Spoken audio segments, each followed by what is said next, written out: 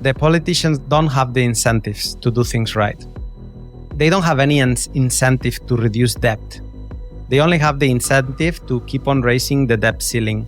They don't have the incentive to make fiat currency a better currency than it is today. They have the incentive to do it worse. Bitcoin gave us one shot. It was like a present from Satoshi. You're listening to Because of Bitcoin, a podcast that shares the personal stories of how Bitcoin is having a real impact in people's lives, including mine. I'm your host, Mauricio Di Bartolomeo, the co-founder and CSO of Ledin. And without further ado, let's get started with today's story.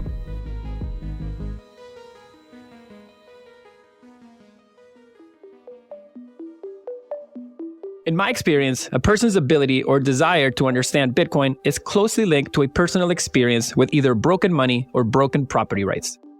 And there's parts of the world where money and property rights are more broken than in others. One such region is Latin America, where I grew up. As we've seen in recent years, Latin America has become the beacon of political progress when it comes to Bitcoin regulation. Just look at El Salvador and Argentina. And we didn't get there accidentally.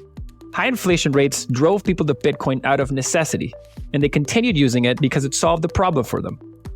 Necessity itself is a great driver to find Bitcoin, but to accelerate adoption, we needed something else: educational content in Spanish. Over the years, many great Bitcoin educators have started producing more and more content in Spanish, but one of them stands out above the rest due to the clarity, thoroughness, and thoughtfulness of his content. That man is Lunaticoin, a pseudonymous podcaster that has built the most popular Spanish language Bitcoin podcast. I consider Luna to be one of my good friends, and it's one of the first podcasts that I recommend to anyone that asks me about Bitcoin content in Spanish. In this rare interview, I had the chance to get on the other side of the mic and ask him about his personal story, parts of which were new to me, even though I've known him for years. We discussed what were those life experiences that drove him to find Bitcoin, why he decided to start the show, and what it's been like to become a reference point for the Spanish Bitcoin community. I hope you enjoyed the chat as much as I did. Luna, amigo, what a pleasure to see you again. Happy to be back in a recording with you. I always love having a chat with what I consider to be good friends, and I consider you to be a good friend. So if you've listened to the show before, the way I like to start the show is by asking people about their upbringing. What was it like growing up as a young Lunaticoin? I have to say that I wouldn't change anything of my upbringing. It made me who I am, so I'm very proud of what I had. I always was curious about money since very young age, And I remember being maybe 6, 7, maybe more 7, 8. I kind of created communism with my grandmother. I was walking with her and we were going buy bread like we did every morning when we were together in summer. And I was not understanding why we had to pay for bread. And I was not understanding why we couldn't okay, we do some kind of service and then why don't we exchange our service for this bread? And why cannot all just not use money, no? So I was very curious about money since the beginning. When I was a teenager, I kind of created a market in the class. I like this idea of trying to make money. I cannot access real money, so let's play with fake money. And I created kind of an idea of let's do drawings of spaceships. And then let's try to do cool spaceships. And then we will buy and sell the spaceships between the class. So I kind of created a market. And I fast realized that I needed a central bank. And I needed a central accounting book. And then I realized, okay, if I want to play this game of who can manage to make more money, we need a number that everybody will have at the beginning. We need a beginning. Okay, let's have everybody will have 10,000 credits, let's say. And from now on, you can value your spaceships the way you want.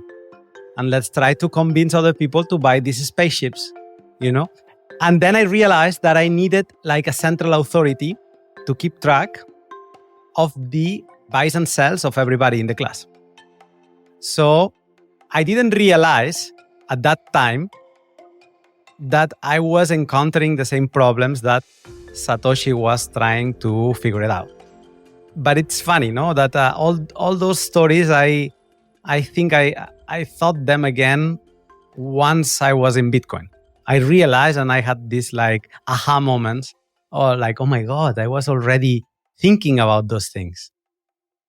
I never knew that about you, and that's a really interesting story to me. To share back, I remember distinctly my dad would talk a lot about money.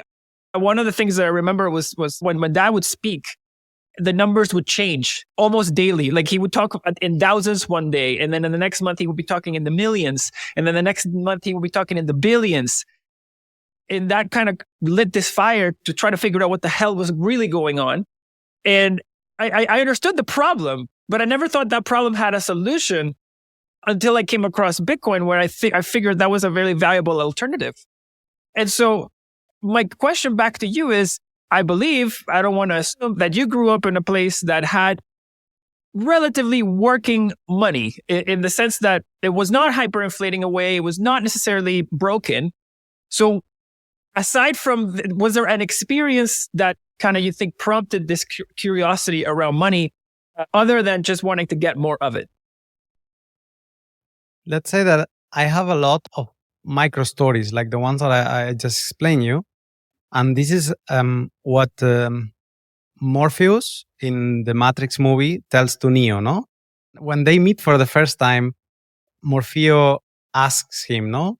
Like, Neo, I know why you are here.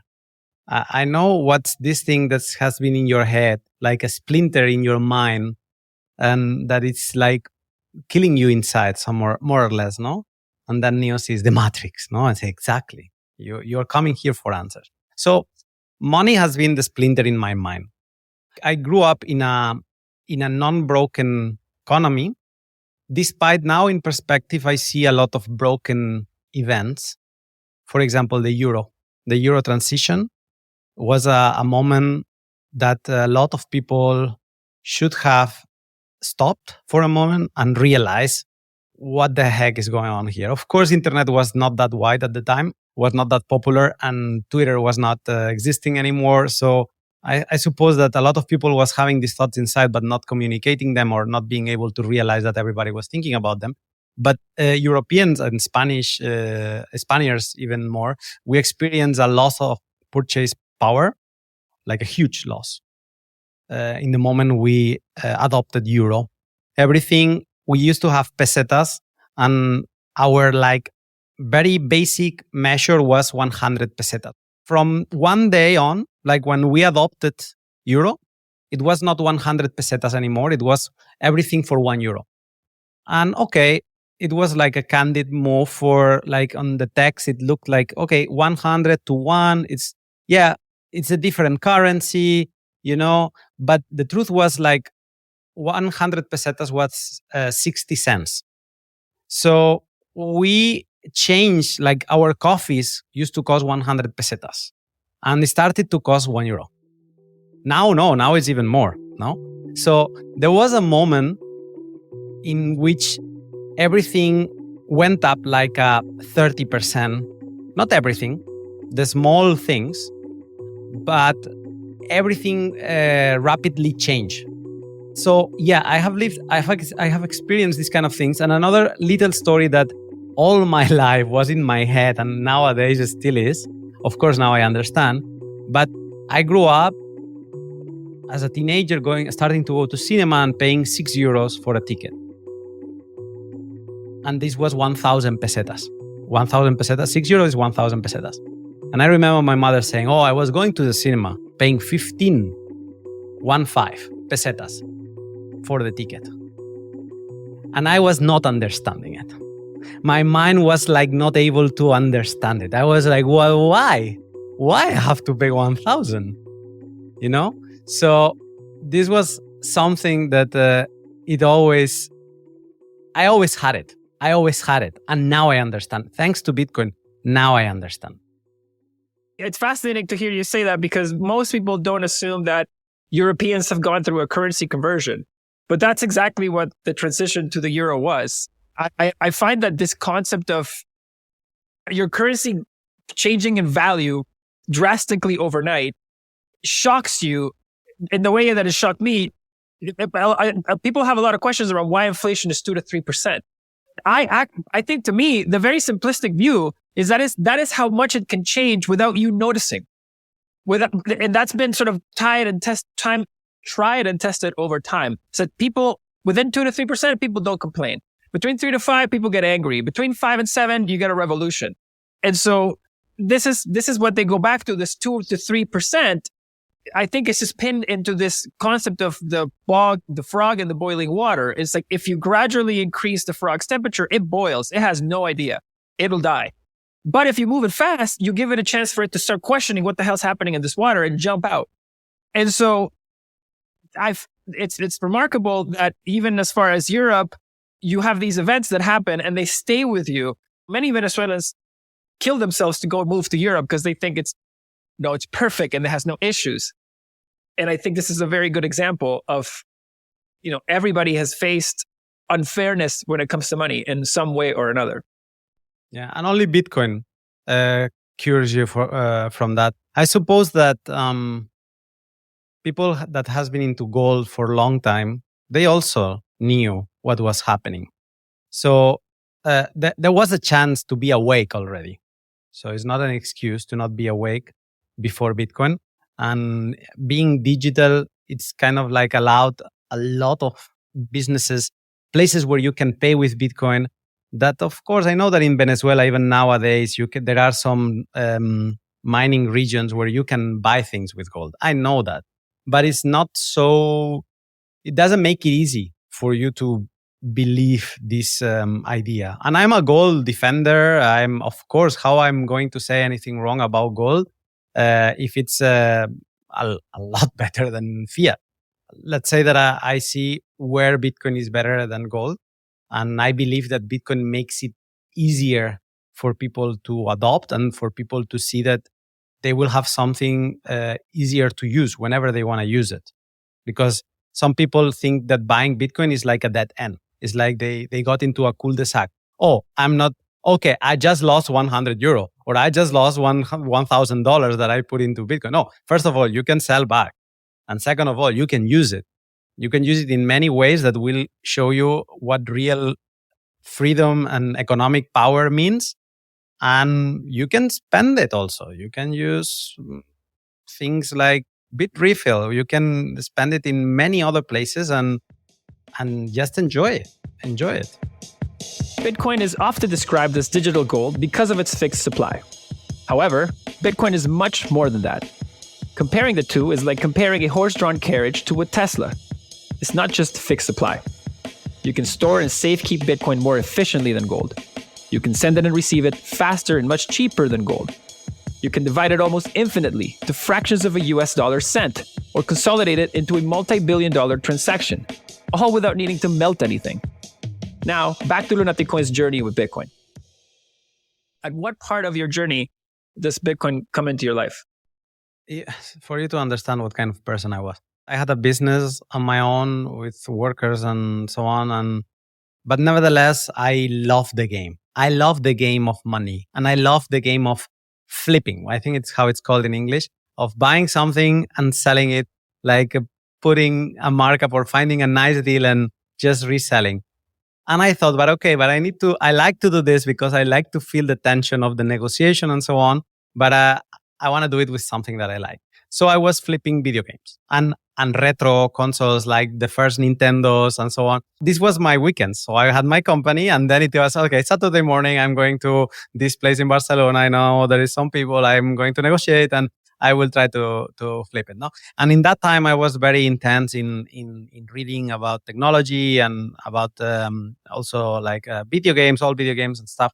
And then I got across one of my everyday blogs, the ones that I was reading every morning.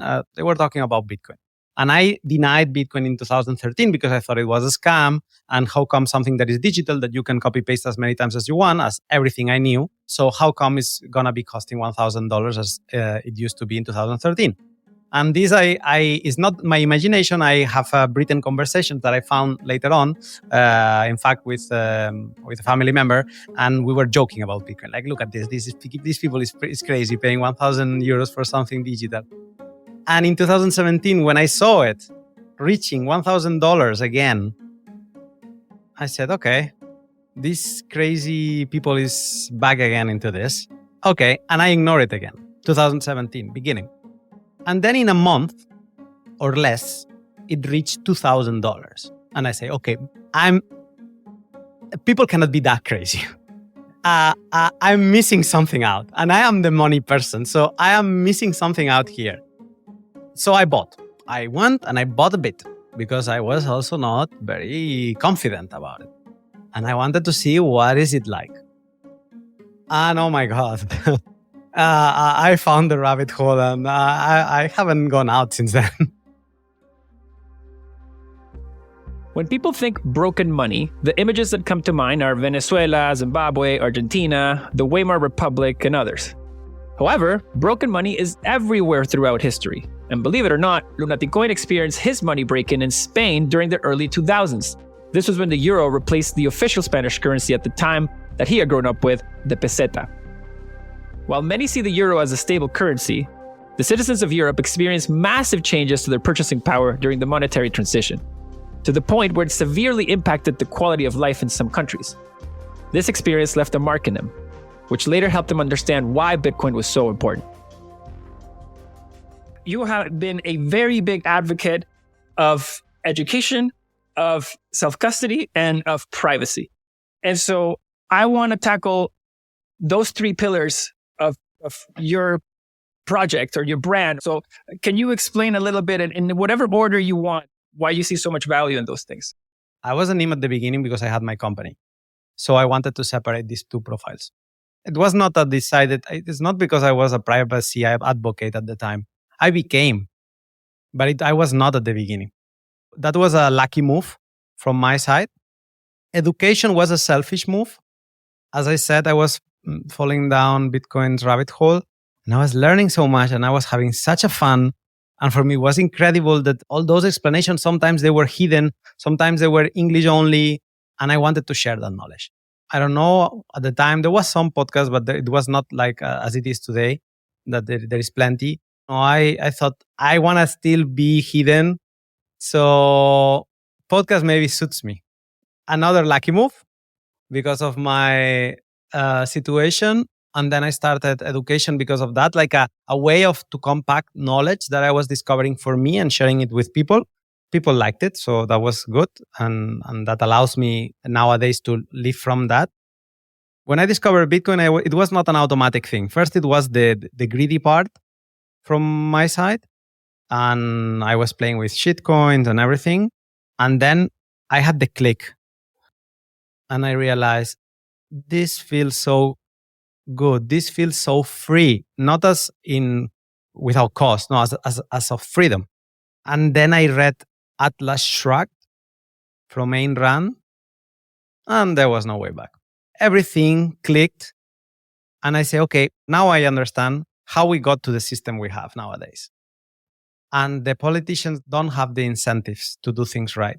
They don't have any incentive to reduce debt. They only have the incentive to keep on raising the debt ceiling and raising and raising. They don't have the incentive to make fiat currency a better currency that it is today. They have the incentive to do it worse. So with all this, I said, okay, Bitcoin gave us one shot. And it was an unexpected shot. It came, it was like a present from Satoshi. As I said, I had my own company. As a money person, I thought that was my end goal. To have a company, to grow as much as I could, to have as many colleagues, workers, collaborators, however you want to call it, and to be big, like this is how it felt. It had to be. But, oh my God, I was struggling. I was struggling in many ways. I was struggling with the state, with the government, with not even taxes, I would say bureaucracy. I was like not understanding why I had to lose. Because of course I wanted people I was paying a salary, I wanted them to be productive. I wanted them to focus in making the business work. So I was taking care, no worry, I'll take care of bureaucracy. No worry, I'll take care of, of the things that nobody wanted to do. Or nobody should do. This is the thing, maybe nobody should do. As I have as I have seen what we have, and as I know what we already have, and all this awful bureaucracy, I'm going to push for this shot as hard as I can. And for me, this shot is self-custody, is in a very pacific way defying the wrongdoing of our politicians. Because our politicians have all the power to destroy Bitcoin. And it is not by forbidding it, by trying to put people in jail. No.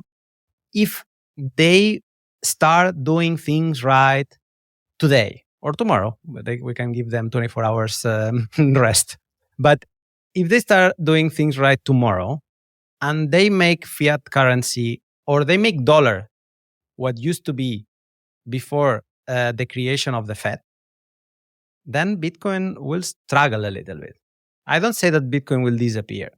I'm saying that Bitcoin will struggle because then Bitcoin will have to find reasons and will have a very strong competitor with all the network effect. So that's why as I know that they are not going to do this, that's my point. I'm going to push and I'm going to pacifically show how big of a parasites they are and how incapable of managing properly anything. I echo what you're saying. Saifedean has a similar viewpoint in an interview with Lex Friedman. Lex asks Saifedean, what would you think is the most likely reason that Bitcoin could ever fail? And the reason Saifedean gave, which I thought was fascinating given your answer, is that the only thing that would stand in the way of Bitcoin is that governments all of a sudden get their act together. And there is no longer any need for Bitcoin because they start acting so responsibly and they stop running deficits and they stop using the Cantillon effect to make their bodies rich. That is a sort of dark scenario. And it revolves into a sort of dark place because you think they're never going to get their stuff right. And Bitcoin's ultimately, there's just going to be this big war between them never getting it right and the Bitcoiners that are virtuously escaping, right? And so in your mind, there has to be, at least I would believe, a happy ending. There's got to be a point on the road where Bitcoin is able to pressure the system into changing for the better. So is that what you believe? How do you see Bitcoin impacting the system and hopefully getting us back on the rails? What I think will happen is that Bitcoin will just prove them that they cannot trick people anymore. So it's kind of like the kids are not kids anymore. Another metaphor that I like to bring, and this is also a very personal one because it's a book that really created a mark on me when I read it. It was Dorians, Dorians Portrait. This is a book about like a rich man that he always wants to be nice looking and handsome. But of course, you cannot fight time. And he was a very mean person. And then somebody does him a portrait. And then he kind of like gets a pact with the devil or whoever that he will never get ugly. He will never get old, but the portrait will. One day he realized that the portrait is starting to be very ugly, because his soul is ugly. But he's very handsome. So he keeps on tricking people. Okay. So, he starts to realize that people will see the portrait. So he hides the portrait in the basement and for nobody to see. But he becomes a monster in the portrait. Meanwhile, he's still being a charming prince. For me, Bitcoin is taking the portrait of the governments and just sticking it up in the sky for everybody to see. And it's like, you can keep being yourself. It's okay. We know you're ugly. It's okay. We know now. And we have a tool, finally, to protect ourselves.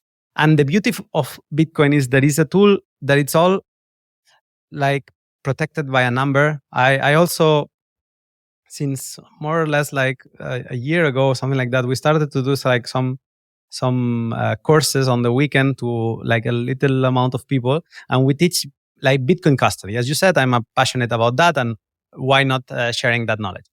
And the first thing I say in the first day is like, Bitcoin is a number. And it all starts with a number. It's not like the story that we have in Spanish. I suppose it's the same in English, the chicken and the egg. No, what was first? In Bitcoin, we know what is first. The first thing is a number. And from a number, you create everything. From a number, you create the public key of that number through elliptic curve cryptography. You create the public key, and the public key, you compress it in an address. That's it. That's all you need in Bitcoin. You want to forbid Bitcoin, you have to forbid mathematics, or you have to forbid numbers. No? So the beauty of Bitcoin is that everybody knows that they are ugly, and they don't have anything to stop us because they have to forbid numbers. So good luck with that. Good luck with that. I love Lunaticoin's analogy of Dorians Portrait, as it could not be more relevant to the economic landscape that we're in today. You may have heard the term shrinkflation float around, or Biden complaining about it during a very expensive Super Bowl ad this year. Governments do this because they don't want to tell people, we printed a lot of money and the dollars you get paid are now worth less, and you can afford less Doritos because of it. It's much easier for them to say, oh my God, look at Frito-Lay, they want to make more profits. It's frustrating to watch. The fact is that this is an economic issue that starts at the top with money printing, with the same politicians that are now complaining about the problems they've helped create. As Luna said to me, it's like the spoiled kid in the school, that when you point him out, like you did this wrong, he always says, it's not my fault. It's somebody else's fault. He does a fantastic job of building on concepts like these in his own podcast, which is something I was curious to learn more about. So for those who don't know, you run the most popular, the most thorough, the most eloquent podcast for Bitcoin in Spanish. And I've had the pleasure of being on a few times. The quality of your show, the thoroughness of your questions, the level of preparation that you put into your shows is admirable, is honestly second to none. What have been some of your more memorable points? And was there ever a point where you said, wow, I'm having an impact on people? Yeah. I mean, there have been many moments that I thought, wow, how in the world I'm talking with this person and it's happening and it's amazing talk. You know, it's not like this person I was seeing on TV and now it's in my show and I'm talking with him or her and it's like, oh my God. Yeah. Let's say that at some point you kind of get used to this and you realize like, okay, I more or less can talk with everybody. I had plenty of moments. I suppose it's going to be hard to find some, but I have some special ones. I remember I'm doing my podcast that is a weekly show and I really prepare them as you were saying. But then sometimes when I'm going to conferences, I'm doing kind of like a daily show, like with I call it like a podcast blog. Because it's basically that, me and Mike going everywhere. Like if I'm in a dinner and I'm getting a bit drunky with some wine with other Bitcoiners, it's recorded. If I go to, like in a dinner between like a private dinner with Bitcoiners, of course, they know that I'm taking out the mic and I'm starting record. It's not like I'm publishing secrets, but it's kind of like bringing people into our intimacy, And I remember like there was a moment that for me was very special in El Salvador. I was like in this first year after the approval of Bitcoin, 2021. And I remember being in Bitcoin Beach. It was a sunset and I don't know. I've been, and you know this feeling of being the crazy one who is in Bitcoin. Now it's cool to be in Bitcoin. But for many years, you were like kind of like between a nerd and a crazy person. Something like that, like insane person, like with this internet magic money thing, like people was looking at you like, oh, this guy, and then like having had all this criticism or commentaries from family, like, do you think you're doing good with your life? Like putting your life into this and so on. And then in El Salvador, it's kind of like everything unraveled on me. It's like I was in Bitcoin Beach. I was experienced like a lot of days just paying in Bitcoin. I traveled from another continent. I didn't have to exchange currency. I was using Bitcoin as money there. And I couldn't hold myself. I kind of like went into tears in the mic. But it was something natural. It came from me. And that was very special. Not for what I felt that it was special, but how the audience reacted to that.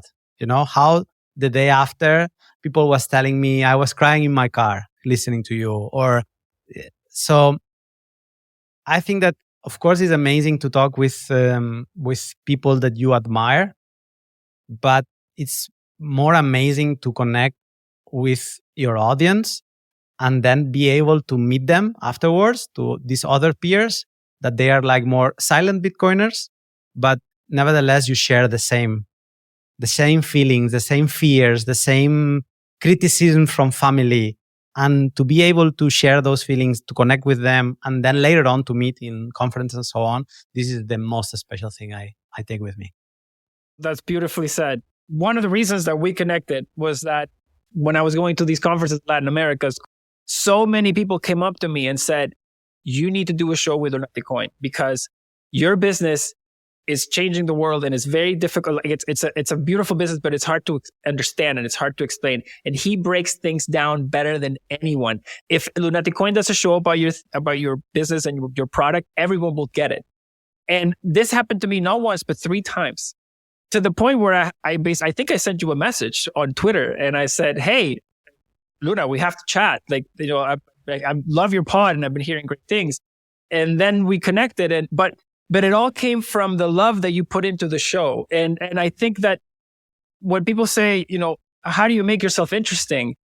You make yourself interesting by doing something you love. Because when you do something you love, it's infectious. Like it's the passion just comes across. I particularly love the one about Order 1602 that you did with, what was that guest's name? That was Daniel. Phenomenal. If somebody listening wants to get started in their Lunaticoin journey and wants to discover your content, is there a show you recommend them starting on? First of all, they can ask me. I'm reachable, so they can just write me. And some people reach me that they are English speakers, that they start to learn Spanish, and they manage to listen to my shows, and they ask me, what can I listen? And I always ask to people or tell people, just follow your curiosity. So like read the titles and just jump in the one you like. My content normally, I would say 90% is evergreen. So it doesn't matter when you listen to it. And then I have in YouTube, I have different playlists, for example, for beginners or economic topics or cypherpunk topics. So if you are more interested in any of those, you can go directly there. I'm really into monetary topics also, and the history of money is one of my the things that I like to study and talk about aside of Bitcoin. So there are a lot of magic podcasts about those topics, and if somebody's interested, I will be happy to tell them which one they should listen to. To anyone here, if I could describe your approach to podcast, I think you're the closest thing to Tim Ferriss in Bitcoin. It takes these topics that are wildly complex and alien to a lot of people, and he breaks it down in a way that is so easy to understand. And so I think you do a very similar thing with a lot of Bitcoin concepts. And so I would encourage anyone to listen and to go find your show and your website. And where can they find your show and your website, and where can our guests follow you? I think it's the easiest is this Lunaticoin in Twitter. This is where I am. And that's all the links are there, and they can start from there. And of course, Spotify and so on, if they want to listen to my shows, or Fountain, whatever, YouTube, I'm there. Luna, thank you so much for coming on the show, man. Thank you for bringing me in. It was a pleasure. There are certain people in my life that emanate happiness and passion. When you ask them about their job, their eyes light up. By now, you've heard the saying, if you love what you do, you'll never work a day in your life. I've always nodded when I heard this, because once I found Bitcoin and started working on it, my life changed for the better. I went from counting the hours in my previous job to feeling like there are not enough hours in the day to learn about Bitcoin and build products here at Ledden. I say this now because I think Lunaticoin is a great example of how following your passion will lead you to the happiest version of yourself. He became passionate about Bitcoin and started the show as a way to open source and share his research with the world at large. His dedication and passion comes across in the show. Sprinkle some consistency and resilience in that mix, and you have the recipe for long-term success. The Bitcoin industry is young and growing. This tent will only get bigger. If you're passionate about it, put in the time and effort to learn. If you feel like building or creating something, do it. Don't wait. I may not know you, but I know that Bitcoin needs you. If you're interested, I've linked Luna's podcast along with my favorite episode in the show notes. Make sure you check it out and subscribe. Thank you all, and we'll be back soon with another great episode of Because of Bitcoin.